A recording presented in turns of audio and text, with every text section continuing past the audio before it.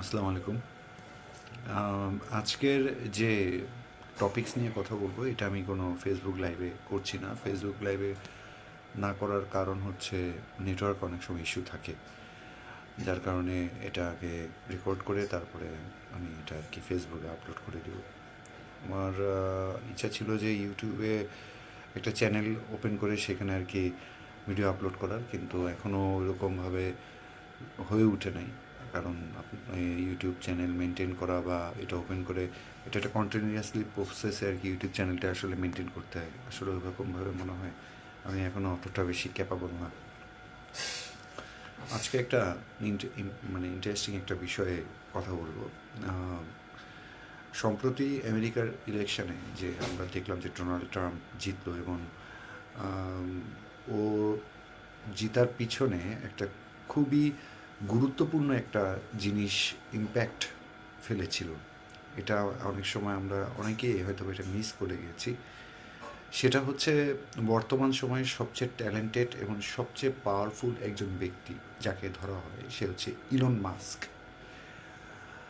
ওনার যে প্রভাবটা এবার আমেরিকার ইলেকশনে পড়েছিল সেটা ছিল ভয়ঙ্কর রূপে আর কি। উনি এই ইলেকশনে ওনার সাপোর্ট ছিল রিপাবলিকান পার্টির উপরে, এবং ডোনাল্ড ট্রাম্পকে জিতানোর পিছনে ওনার যে প্যানেল ছিল সেই প্যানেলেরও অনেক বেশি ফোর্স ছিল।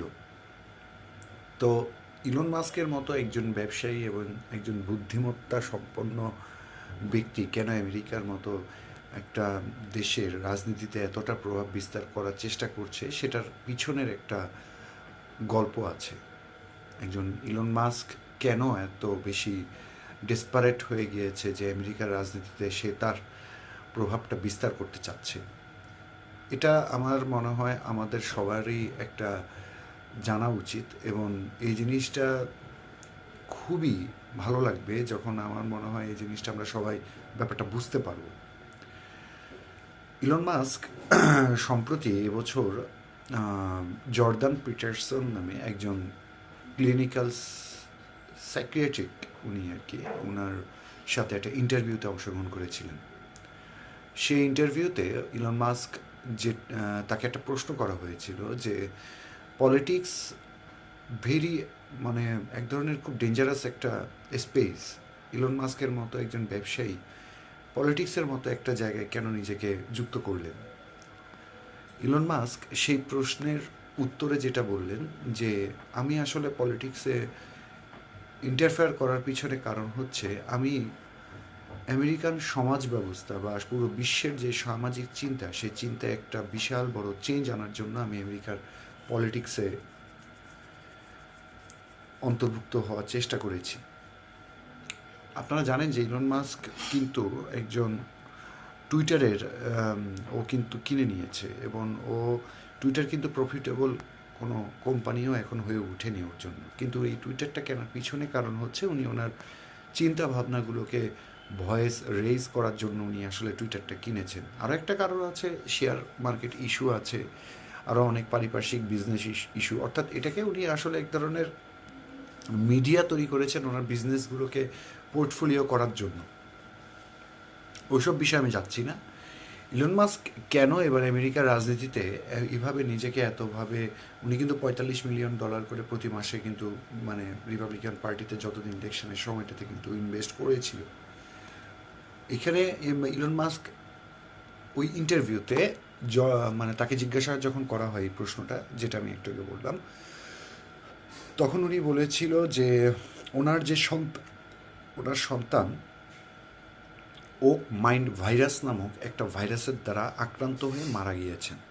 একজন বাবা তার সন্তান জীবিত থাকা অবস্থায় যখন বলে যে ওক মাইন্ড ভাইরাস নামক একটা ভাইরাস দ্বারা তার সন্তান মারা গিয়েছে, তখন বিষয়টা কিন্তু অনেক বেশি সেন্সিটিভ হয়ে দাঁড়িয়েছে। ইলন মাস্কের এই বক্তব্যটা সেই সময় কিন্তু অনেক বেশি বিতর্কিত হয়েছিল আমেরিকার মতো একটা দেশের পরিবেশে। কেন আমি বলছি, ইলন মাস্ক সেই জায়গাটাতে একটা বিষয় উল্লেখ করেছিল, woke mind virus. Woke mind ভাইরাসটা হচ্ছে একজন ব্যক্তি তার চিন্তা বা তার দর্শনকে বা তার সমাজের ভিতরে যেটা মানে চলছে সেই সমাজকে সমাজ তাকে যেটা দিচ্ছে সেই জিনিসটাকে সে চেঞ্জ করে যখন এটা অন্য রীতিতে যায়, তখন সেই ভাইরাস মানে ও তার মাইন্ডটা যখন এক ধরনের ডাইভার্ট হয়ে যায়, তখন সেই ধরনের জিনিসটাকে আর কি ওক মাইন্ড ভাইরাস বলে। যারা ক্লিনিক্যালি অনেকে যুক্ত তারা হয়তো এটা বিস্তর বলতে পারবে, আমি যতটুকু জানতে পারছি বিষয়টা হলো এরকম। ওক মাইন্ড ভাইরাস সম্পর্কে এখানে যে বিষয়টা আসছে যে এই ভাইরাসে অনেকেই যারা পৃথিবীর অনেক মানে ইয়াং জেনারেশনের ছেলেমেয়েরা এই ওক মাইন্ড ভাইরাসের সাথে মানে জড়িত। কিভাবে? ওক মাইন্ড ভাইরাসটা যেটা ইলন মাস্কের ছেলের সাথে হয়েছিল, তার প্রথম স্ত্রী মানে সে যদিও অনেক বিতর্কিত মানুষ, উনিও যে খুব পুরোপুরি ভালো মানুষ সেটাও বলা যাবে না। প্রত্যেকটা মানুষের ভিতরে ডার্ক সাইড আর হোয়াইট সাইড দুটোই আছে। তো ওনার যে সন্তান, সেই সন্তান হচ্ছে সমকামিতাতে বিশ্বাসী, এবং সে সমকামী পুরুষ থেকে নারীতে রূপান্তরিত হয়েছিল, এবং সেই জিনিসটাও ইলন মাস্ককে খুব একটা ভালো বা খুব একটা মানে অনেক বেশি ব্যথিত করে, এবং এতটাই বেশি ওনাকে ব্যথিত করে যে উনি এই জিনিসটাকে চেঞ্জ করার জন্য আমেরিকার মতো পলিটিক্সে উনি নিজেকে বলা যায় যে অংশগ্রহণ করিয়েছে শুধুমাত্র সমাজের এই চিন্তাটাকে চেঞ্জ করার জন্য।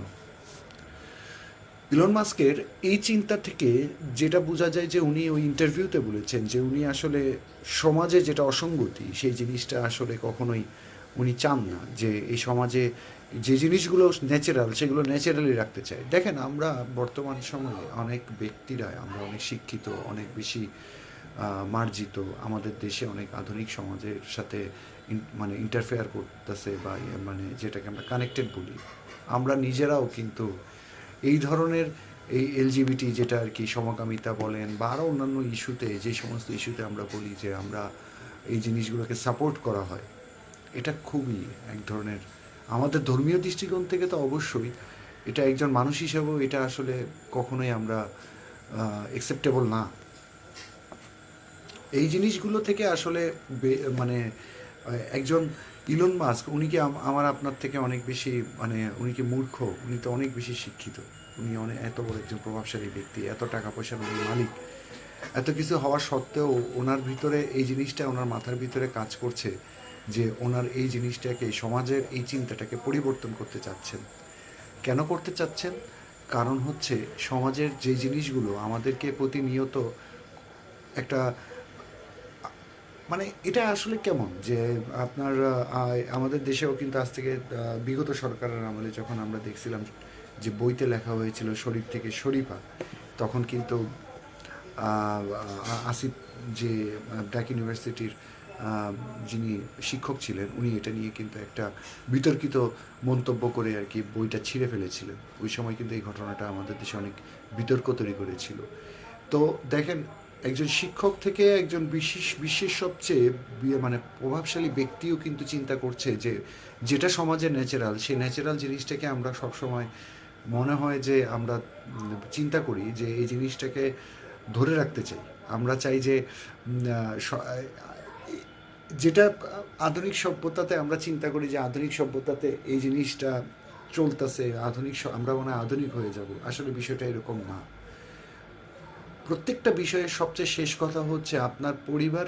যে ব্যক্তি তার পরিবারকে অনেক বেশি প্রায়োরিটি দেয়, সে ব্যক্তি তার জীবনে অনেক কিছুই অর্জন করে, সেটা যে কোনো ব্যক্তির ক্ষেত্রে। প্রত্যেকটা সাইকেলের যদি টাকা কামাতে যান, যদি যুদ্ধ করতে যান, সব শেষে কিন্তু একটা বিন্দুতে যায় কিন্তু স্কুল স্টপ হয়, সেটা হচ্ছে পরিবার।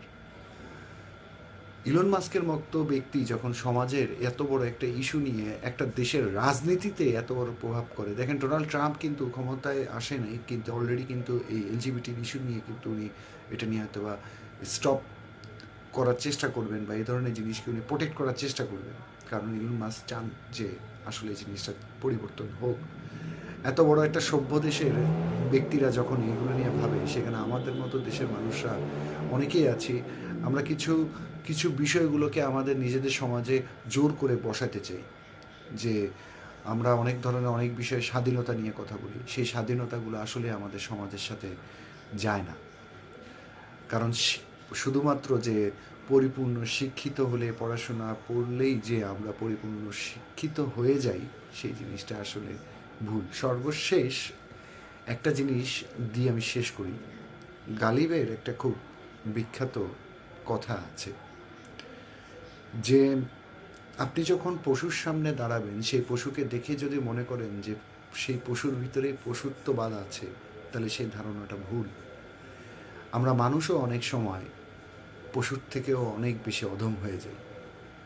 তার কারণ হচ্ছে আমরা অনেক সময় ভুলে যাই কোনটা ঠিক, কোনটা ঠিক না।